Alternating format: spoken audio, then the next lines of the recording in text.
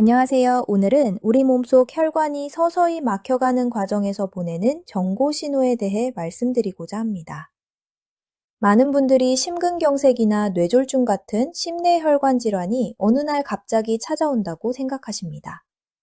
하지만 실제로는 그렇지 않습니다. 우리 몸은 혈관이 좁아지는 그 순간부터 끊임없이 신호를 보내고 있습니다.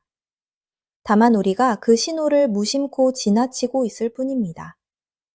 오늘 이 시간에는 뇌혈관, 심장혈관, 그리고 다리혈관이 보내는 각각의 경고 신호와 그 원인, 그리고 우리가 지금 당장 실천할 수 있는 해결법까지 차례로 짚어보겠습니다.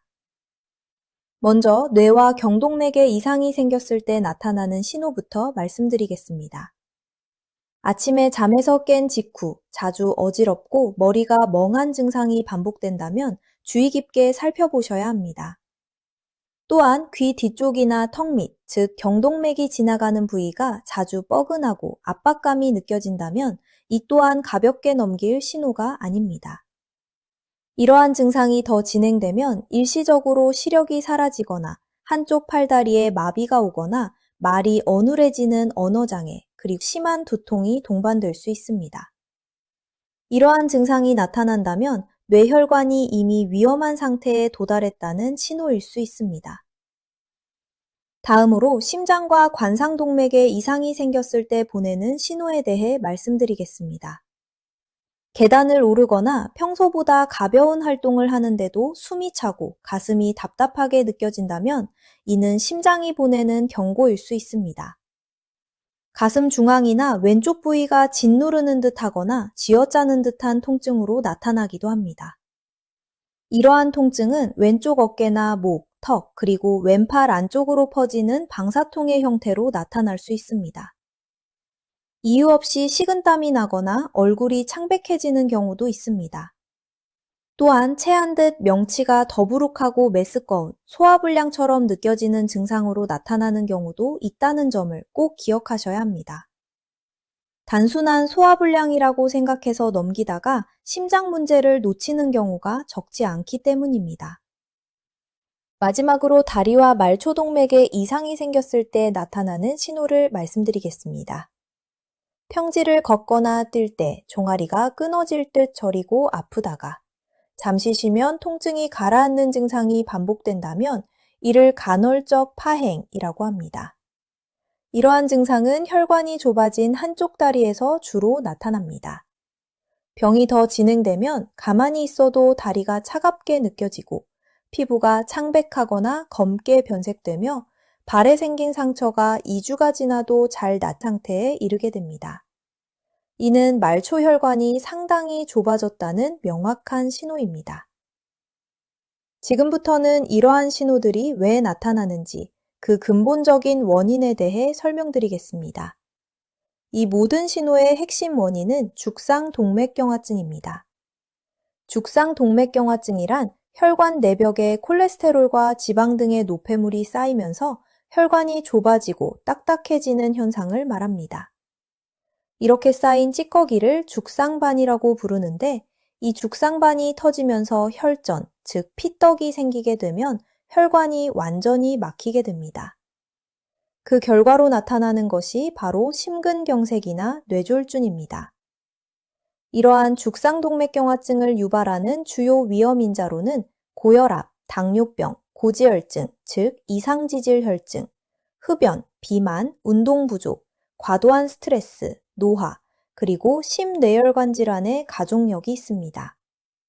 이 중에서도 특히 흡연은 혈관을 좁게 만들고 혈전 생성을 촉진하여 발병 위험을 크게 높이는 요인입니다. 또한 과식을 하거나 동물성 단백질과 고지방 식사를 자주 섭취하게 되면 혈액이 오염되고 중성지방이 쌓이면서 혈관벽이 점점 딱딱해지게 됩니다. 이러한 위험인자들은 대부분 우리의 생활 습관과 밀접하게 연관되어 있다는 점을 주목하셔야 합니다. 그렇다면 이러한 혈관 건강을 지키기 위해 우리는 무엇을 해야 할까요? 지금부터 구체적인 해결법을 말씀드리겠습니다. 먼저 생활 습관과 식습관의 개선이 가장 중요합니다. 무엇보다 반드시 금연을 실천하셔야 합니다. 그리고 과식을 피하고 포화지방이나 콜레스테롤이 많은 동물성 지방의 섭취를 줄이셔야 합니다. 대신 등푸른 생선, 견과류, 식이섬유가 풍부한 채소와 과일, 그리고 저지방 식단을 통해 콜레스테롤과 중성지방을 관리하셔야 합니다. 다음으로 규칙적인 운동이 필요합니다.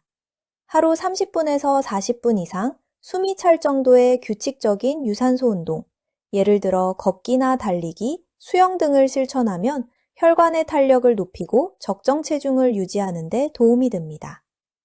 만약 장시간 앉아서 일하는 환경에 계시다면 1시간에 한 번씩 4분 이상 제자리 걸음을 하는 것만으로도 혈액순환에 도움이 될 수 있습니다. 또한 정기적인 검진과 기저질환 관리가 반드시 동반되어야 합니다. 고혈압, 당뇨, 고지혈증 등의 기저질환을 철저히 관리하고 필요한 경우 약물 치료를 병행하셔야 합니다.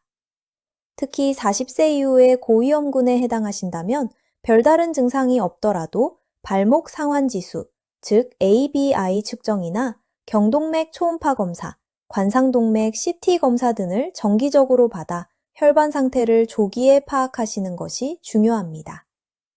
더불어 망막의 혈관 밀도가 낮은 경우 심혈관 질환의 위험이 높아질 수 있다는 점에서 안과 검진 역시 심혈관 상태를 유추하는 하나의 지표로 활용될 수 있습니다.